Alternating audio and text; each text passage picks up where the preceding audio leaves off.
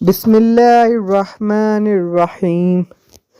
They said, "Now you have brought the truth." So they slaughtered it, though they were near to not doing it. The stubbornness of the Jews regarding the cow. Allah made the matter difficult for them. Allah mentioned the stubbornness of the children of Israel and the many unnecessary questions they asked their messenger.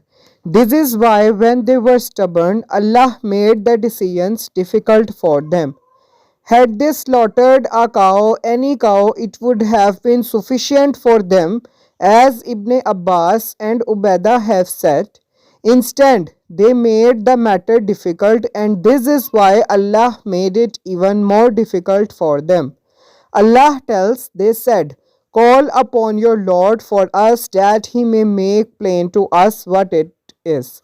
Meaning, what is this cow and what is its description? Musa said, he says, "Verily it is a cow, neither too old nor too young," meaning that it is neither old nor below the age of breeding. This is the opinion of Abu al-Alayya, As-Sudi Mujahid, Ikrimah, Atiyah al-Awfi, Ata al-Khurasani, Wahab bin Munabbiha, Ad-Dahak, and Al-Assan, Qatada, and Ibn Abbas.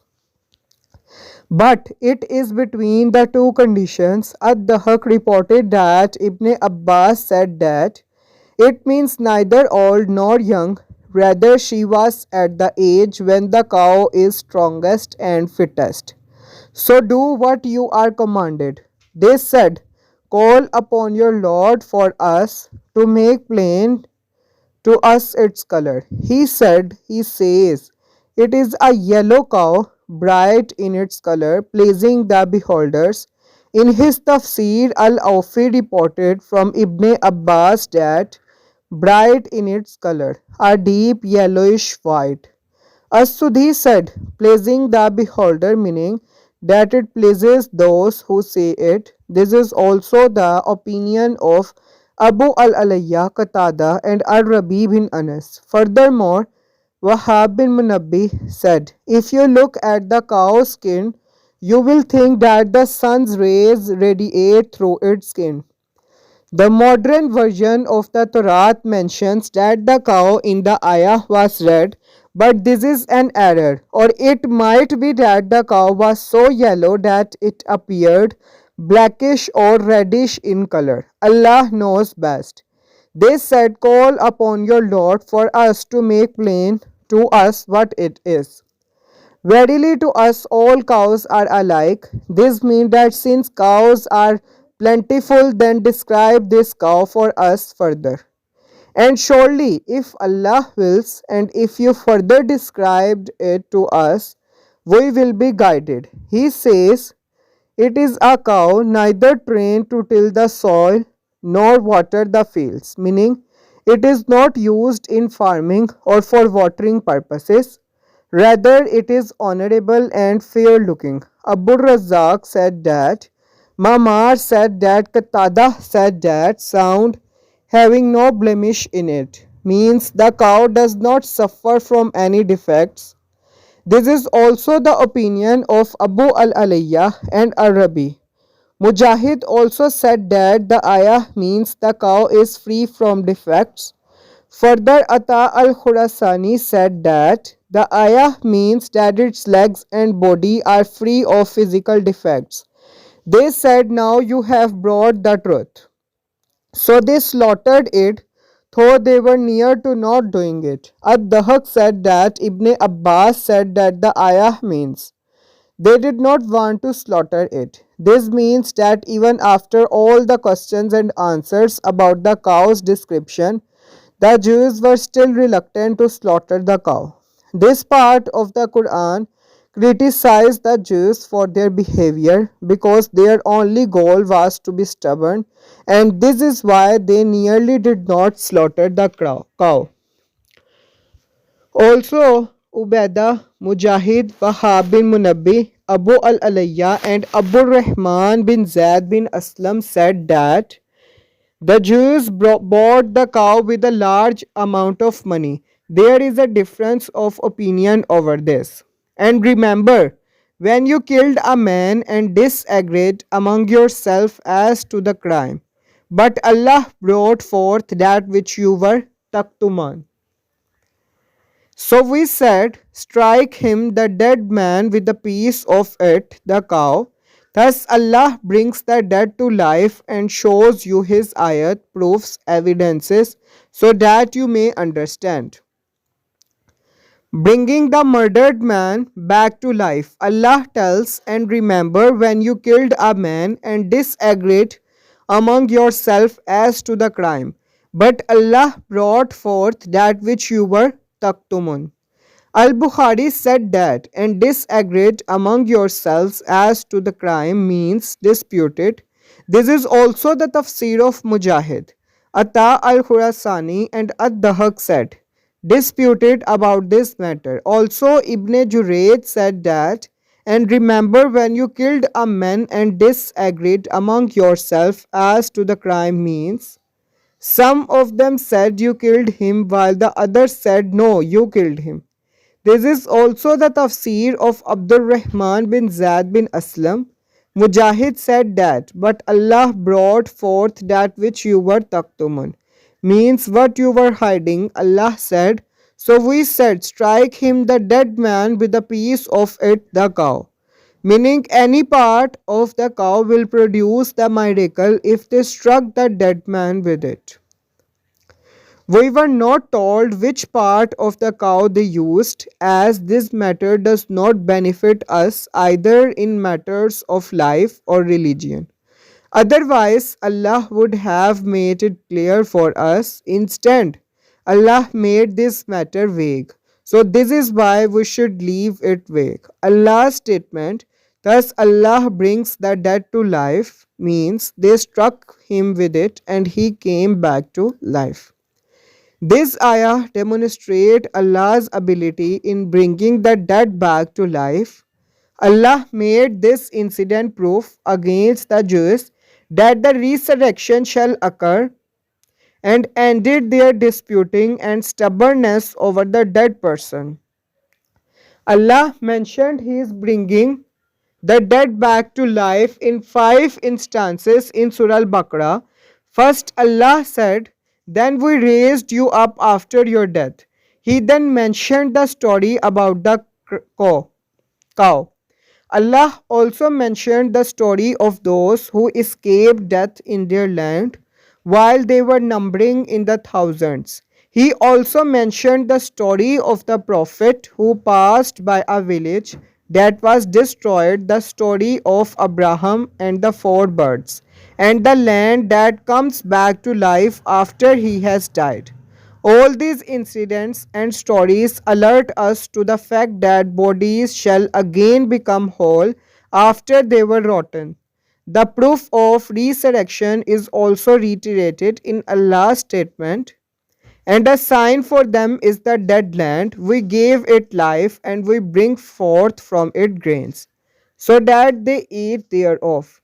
And we have made therein gardens of date, palms, and grapes, and we have caused springs of water to gush forth therein, so that they may eat of the fruit thereof, and their hands made it not.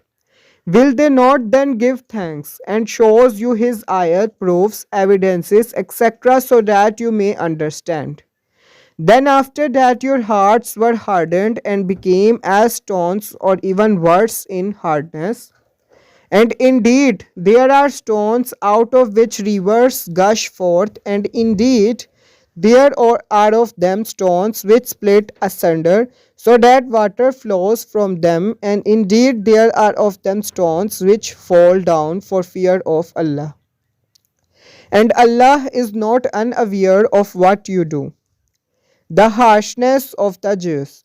Allah criticized the children of Israel because they witnessed the tremendous signs and the ayat of Allah, including bringing the dead back to life. Yet, then after that your hearts were hardened, so their hearts were like stones that never become soft.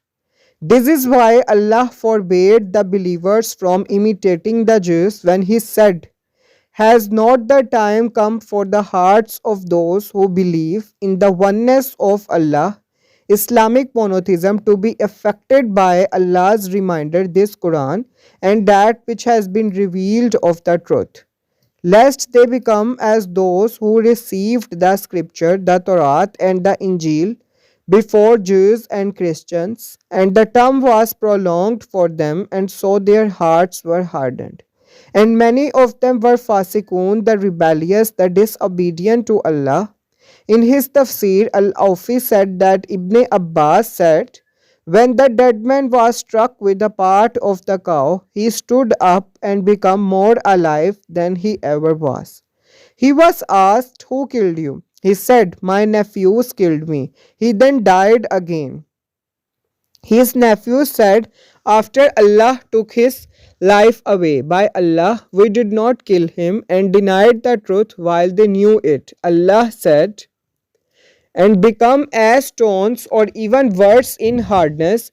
And by the passage of time, the hearts of the children of Israel were unlikely to accept any admonishment, even after the miracles and the signs they witnessed. Their hearts became harder than stones, with no hope of ever softening. Sometimes springs and rivers burst out of stones, some stones split and water comes out of them, even if there are no springs or rivers around them. Sometimes stones fall down from mountain tops out of their fear of Allah. And indeed, there are stones out of which rivers gush forth, and indeed, there are of them stones which split asunder so that water flows from them, and indeed, there are of them stones which fall down for fear of Allah. Muhammad bin Ishaq narrated that Ibn Abbas said that the ayah means, some stones are softer than your hearts, they acknowledge the truth that you are being called to, and Allah is not unaware of what you do. Solid inanimate objects possesses a certain degree of awareness. Some claim that the ayat mentioned the stones being humble as a metaphor. However, Al-Razi, Al-Qurtubi, and other Imams said that there is no need for this explanation because Allah creates these characteristics, humbleness, in stones. For instance, Allah said, truly we did offer Al-Amanah, the trust, to the heavens and the earth and the mountains, but they declined to bear it and were afraid of it, the afraid of Allah's torment. The seven heavens and the earth and all that is therein glorify Him, and the stars and the trees both prostrate themselves to Allah. Have they not observed things that Allah has created? How their shadows incline. They both said, we come willingly. Had we sent down this Quran on a mountain, and they will say to their skins, why do you testify against us? They will say, Allah has caused us to speak. It is recorded in the Sahih that the Prophet said, this Mount Uhud is a mount that loves us and that we love. Similarly, the compassion of the stump of the palm tree for the Prophet, as confirmed in the authentic narrations. In Sahih Muslim, it is recorded that the Prophet said, I know a stone in Makkah that used to greet me with the salam before I was sent. I recognize this stone now. He said about the black stone that on the day of resurrection it will testify for those who kiss it. There are several other texts with this meaning. The scholars of the Arabic language disagreed over the meaning of Allah's statement and became as stones or even worse in hardness.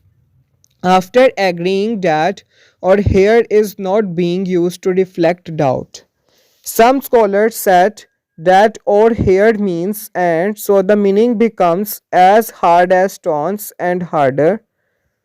For instance, Allah said, and obey not a sinner or a disbeliever among them, to cut off all excuses or to warn.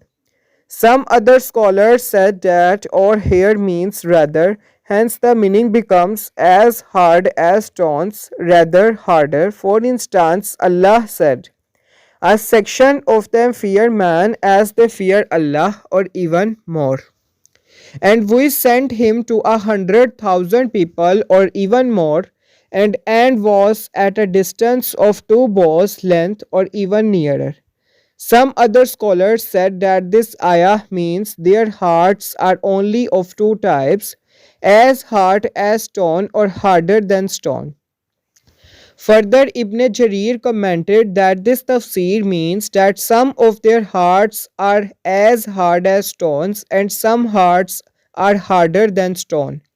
Ibn Jarir said that he favored this last tafsir, although the others are plausible. Ibn Kathir say that the last tafsir is similar to Allah's statement, their likeness is as the likeness of one who kindled a fire. And then his statement, or like a rainstorm from the sky. It is also similar to Allah's statement, as for those who disbelieved, their deeds are like a mirage in a desert. And then his statement, or the state of a disbeliever is like the darkness in a vast deep sea. This then means that some of them are like the first example and some others are like the second example. Allah knows best. Do you faithful believers covet that they will believe in your religion in spite of the fact that a party of them, Jewish rabbis, used to hear the word of Allah, the Torah. Then they used to change it knowingly after they understood it. And when they, Jews, meet those who believe Muslims, they say, we believe. But when they meet one another in private, they say, shall you, Jews, tell them Muslims what Allah has revealed to you, that the Muslims may argue with you, Jews, about it before your Lord. Have you, Jews, then no understanding? Know they, Jews, not that Allah knows what they conceal and what they reveal. There was little hope that the Jews who lived during the time of the Prophet could have believed. Allah said, do you covet, O believers, that they will believe in your religion, meaning that these people would obey you? They are the deviant sect of Jews whose fathers witnessed the clear signs, but their hearts became hard afterwards. Allah said next, in spite of the fact that a party of them, Jewish rabbis, used to hear the word of Allah, the Torah, then they used to change it, meaning distort its meaning after they understood it. They understood well, yet they used to defy the truth knowingly. Being fully aware of their erroneous interpretations and corruption, this statement is similar to Allah's statement. So, because of their violation of their covenant, we cursed them and made their hearts grow hard. They changed the words from their right places. Qatada commented that Allah's statement, then they used to change it knowingly after they understood it. They are the Jews who used to hear Allah's word and then altered them after they understood and comprehended them. Also, Mujahid said those who used to alter it and conceal its truth, they were their scholars. Also, Ibn Wahab said that Ibn Zayd commented, used to hear the word of Allah, the Torah, then they used to change it. They altered the Torah that Allah revealed to them, making it say that the lawful is unlawful and the prohibited is allowed, and that what is right is false and that what is false is right. So when a person seeking the truth comes to them with a bribe, they judge his case by the book of Allah. But when a person comes to them seeking to do evil with a bribe, they take out the other distorted book in which it is stated that he is in the right. When someone comes to them who is not seeking what is right nor offering them bribe, then they enjoin righteousness on him. This is why Allah said to them, Enjoin your albir, piety and righteousness and every act of obedience to Allah on the people, and you forget to practice it yourselves while you recite the scripture, the Torah. Have you then no sense? The Jews knew the truth of the Prophet but disbelieved in him. Allah said next, and when they, Jews, meet those who believe, Muslims, they say, we believe. But when they meet one another in private, Muhammad bin Ishaq reported that Ibn Abbas commented, and when the Jews meet those who believe, Muslims, they say, we believe. They believe that Muhammad is the messenger of Allah, but he was only sent for you Arabs. They say, shall you Jews tell them Muslims what Allah has revealed to you, that the Muslims may argue with you Jews about it before your Lord. However, when they meet each other, they say, do not convey the news about this prophet to the Arabs, because you used to ask Allah to grant your victory over them when he came, but he was sent to them, not to you. Allah then revealed, and when they, Jews, meet those who believe Muslims, they say, we believe. But when they meet one another in private, they say, shall you, Jews, tell them Muslims what Allah has revealed to you, that they, Muslims, may argue with you, Jews, about it before your Lord? Meaning, if you admit to them that he is a prophet, knowing that Allah took the convenient from you to follow him, they will know that Muhammad is the prophet that we were waiting for, and whose coming we find foretold of in our book. Therefore, do not believe in him and deny him. Al Hassan al Basri said, when the Jews met the believers, they used to say, we believe. When they met each other, some of them would say, do not talk to the companions of Muhammad about what Allah has foretold in your book, so that the news that Muhammad is the final messenger does not become a proof for them against you with your Lord, and thus you will win the dispute. Have you Jews then no understanding? Allah said, know the Jews not that Allah knows what they conceal and what they reveal. Abu al-Alayya said about Allah's statement, meaning their secret denial and rejection of Muhammad, although they find his coming recorded in their book. This is also the tafsir of Qatada. Al-Hassan commented on that Allah knows what they conceal. What they concealed refers to when they were alone with each other, away from the companions of Muhammad. Then they would forbid each other from conveying the news that Allah revealed to them in their book to the companions of Muhammad, fearing that the companions would use this news about the truth of Muhammad against them before their Lord. And what they reveal, meaning when they said to the companions of Muhammad, we believe, as Abu al-Aliyah, Ar-Rabi and Qatada stated. And there are among them Jews, Umayyun, unlettered people who knew not the book, but they trust upon Amani, false desires, and they but guess. Then woe to those who write the book with their own hands and then say, this is from Allah, to purchase with it a little price. Woe to them for what their hands have written, and woe to them for that they earn thereby.